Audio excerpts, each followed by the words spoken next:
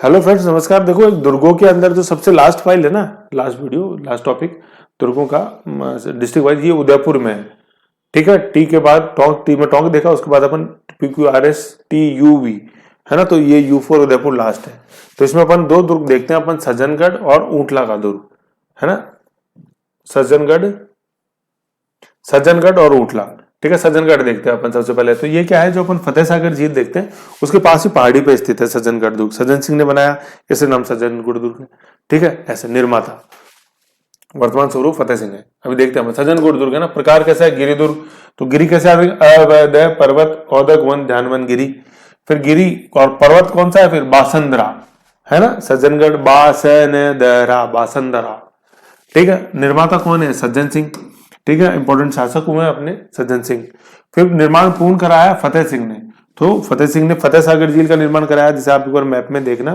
फतेह सागर झील है अपनी, फतेह सागर झील में ही वो सोलर ऑब्जर्वेटरी जो है ना, सौर वेधशाला, फतेह सागर झील में ही है। ठीक है, और फतेह सागर झील के जो पश्चिमी जो किनारा है, वहां अपन देखते हैं सज्जनगढ़। मैप में जरूर देखना आप।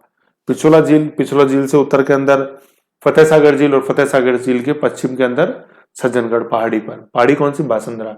सज्जनगढ़ का निर्माण सज्जन सिंह, पूर्ण निर्माण फतेह सिंह। तो फतेह सिंह ने फतेह सागर झील बनाई ऐसे। तो ये झीलें जो है ना उदयपुर की, तुलनात्मक याद होनी चाहिए अपने को, है ना। दक्षिण की तरफ पिछोला झील, उत्तर की तरफ फतेह सागर झील, फतेह सागर झील के पश्चिम में स्थित है सज्जनगढ़। ऐसे याद रखो कंपेरेटिव।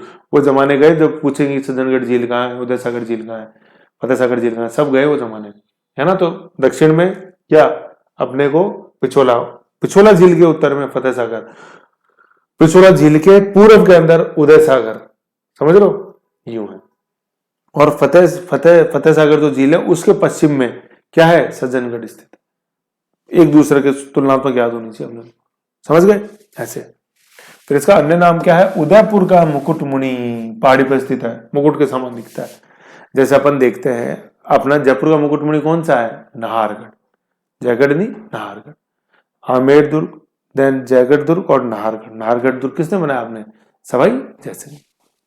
ठीक है, तो जयपुर का जो मुकुटमुनि है वो क्या है, नाहरगढ़, नाहर सिंह भूमिया के नाम के पीछे। ठीक है, तो ये ऊपर पहाड़ी पे स्थित है, ताजी हवा आती है, वनों से आच्छादित है। तो इसलिए बोलते हैं सज्जनगढ़ की हवा 100 रोगों की दवा। ठीक है, सज्जनगढ़ की हवा 100 रोगों की दवा। ठीक है, तो ऐसा किस दुर्ग के बारे में बोला गया है, सज्जन दुर्ग के बारे में बोला है। ठीक है, अब हवा कैसे, ऊंचाई पे है, उधर पानी की बयार आती है, वन आच्छादित है, उनकी आती है। ठीक है, और फिर यहाँ गुलाबबाड़ी है जो अपने बड़े आकार के गुलाबों के लिए प्रसिद्ध है। तो गुलाबों की महक, तो आदमी अच्छा सा आदमी वहां पे जो परेशान हो वो भी, रोगी हो वो भी निरोगी होकर लौटता है ऐसे। ठीक है, तो ये है अपने 100 रोगों की दवा। इससे पहले अपन ने पढ़ा था क्या, ऐसे 100 दुर्ग मुसलमानों की एक दाढ़ी के बाल, दाढ़ी के एक बाल के समान भी नहीं समझता। कौन सा दुर्ग, रणथंभौर दुर्ग। कथन किसका, जलालुद्दीन खिलजी का। समझ लो, 1292 में आक्रमण किया। अन्य सब दुर्ग नंगे हैं, लेकिन ये बख्तरबंद है रणथंभौर का दुर्ग, समझ गए। और यहाँ 100 रोगों की दवा की है, कौन सा दुर्ग, सज्जनगढ़ का दुर्ग। ठीक, ओके। फिर अपन देखते हैं कि दुर्ग के जो प्रमुख स्मारक हैं इसमें कौन कौन से हैं। वाणी विलास महल और मानसून। तो वाणी ज्यादा आती है मानसून में, अरे वाह वाह मजा आ गया, क्या मौसम है, आहा क्या महक है, मिट्टी पे जब पानी गिरता क्या महक है, अपने आप वाणी निकलती। तो वाणी विलास महल और मानसून पैलेस, समझ गए। और फिर तीसरा है, मैंने अभी बताया, जो गुलाबबाड़ी। गुलाबबाड़ी में उत्पन्न गुलाब के फूल अपने बड़े आकार के लिए प्रसिद्ध है, समझ गए। गुलाबों की खेती वैसे पुष्कर के अंदर है सबसे ज्यादा, ठीक है ना, लेकिन यहाँ गुलाबबाड़ी के अंदर बड़े आकार है गुलाब। तो वाणी विलास, मानसून पैलेस और गुलाबबाड़ी, ये 3 महल अपन कहाँ पाते हैं, सज्जनगढ़ दुर्ग। सज्जनगढ़ की हवा कितने रोगों की दवा, 100 रोगों की। निर्माता सज्जन सिंह, पूर्ण निर्माण फतेह सिंह, पहाड़ी बसंतरा। किसकी बात कर रहे हैं, सज्जनगढ़ दुर्ग की, जो कि किसका मुकुटमणि है, उदयपुर का मुकुटमणि है। उदयपुर का मुकुटमणि कौन, सज्जनगढ़। जयपुर का मुकुटमणि नाहर है, नाहरगढ़। ठीक है, ये था अपने सज्जनगढ़ का दुर्ग। ओके, नेक्स्ट अपन उदयपुर के अंदर देखते हैं ऊंटला का किला। ठीक है, स्थिति कहाँ है, वल्लभगढ़। वल्लभगढ़ अपने तहसील है, ठीक है ना, अपने सरडा वल्लभगढ़। और फिर क्या देखते हैं अपन, मुगलों का संबंध क्या देखते हैं, मेवाड़ महाराणा अमर सिंह द्वितीय के शासनकाल में मुगल सम्राट जहांगीर का अधिकार इसके ऊपर हो गया था। ठीक है ना, तो अमर सिंह द्वितीय अपन जैसे देखते हैं, अमर सिंह महाराणा प्रताप के पुत्र। तो उन्होंने संधि कर ली मुगलों से, और फिर उड़ना किला उनको सौंप दिया। ठीक है, ऐसे है अमर सिंह महाराणा प्रताप के पुत्र संधि करी। ठीक है, और अकबर का पुत्र कौन? जहांगीर। तो उधर अकबर के पुत्र जहांगीर ने भी सीख लिया कि भाई लड़ाई में कुछ नहीं रखा है, इधर महाराणा प्रताप के पुत्र अमर सिंह ने भी सीख लिया लड़ाई में कुछ नहीं रखा। ठीक है, ऐसे तो ये ऊंटला का किला सौंपा गया जहांगीर को, किसके द्वारा? अमर सिंह के द्वारा, जो महाराणा प्रताप के पुत्र। ऐसे अपन ने 2 दुर्ग देखे हैं, शॉर्ट एंड स्वीट है, इसके अंदर कुछ ज्यादा है नहीं, लेकिन फिर भी जैसे कई बार आ जाता है क्वेश्चन तो अपन को ध्यान रखना है सज्जनगढ़ दुर्ग के बारे में। वैसे ये क्या है, सज्जनगढ़ वाला जो है ना, ये कई बार टॉपिक महल में भी पढ़ लिया जाता है, तो कहीं भी पढ़ लो, उससे अपन को क्या दिक्कत है, अपन को तो पढ़ना है कि नहीं है? ऐसे पढ़ने से मतलब अपने को तो यहाँ पढ़ो चाहे वहां पढ़ो।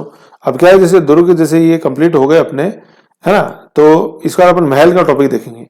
तो महल में वहां नहीं देखेंगे, यहाँ देख लिया अपन ने, क्योंकि सज्जनगढ़ के दुर्ग महल है, महल के रूप में ज्यादा फेमस है, ये दुर्ग इतना नहीं है ऐसे।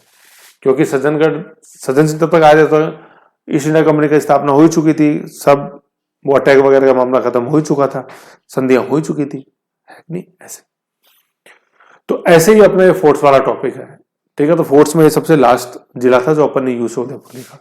अब इसके बाद क्या है, जैसे फोर्ट्स में एक चीज आती है, जैसे अपन जिसको तो 3 4 5 6 आप सबके कंबाइंड के एक साथ पढ़ेंगे अपन, जैसे सबके साके एक साथ, सबके कथन एक साथ, किसको क्या कहा है ऐसे।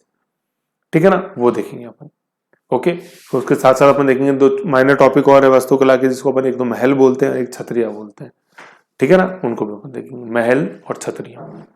ठीक है, दुर्ग आ गए, दुर्ग के बाद महल, हवेलियां और छतरिया, 3 टॉपिक है वो। मतलब दुर्ग तो एक है, दुर्ग के अलावा 3 है, महल, हवेलियां और छतरिया, MHC, M for Mahal, H for हवेलियां, C for छतरी। छोटा छोटा टॉपिक है लेकिन इंपॉर्टेंट है, जानना जरूरी। ठीक है, तो ऐसे इसका आनंद लो, धीरे धीरे अपन ने, तो देखो स्पीड शायद धीरे ही रही, लेकिन बिल्कुल आराम से तसल्ली से चीजों को कवर करते हुए आगे बढ़े। Okay okay.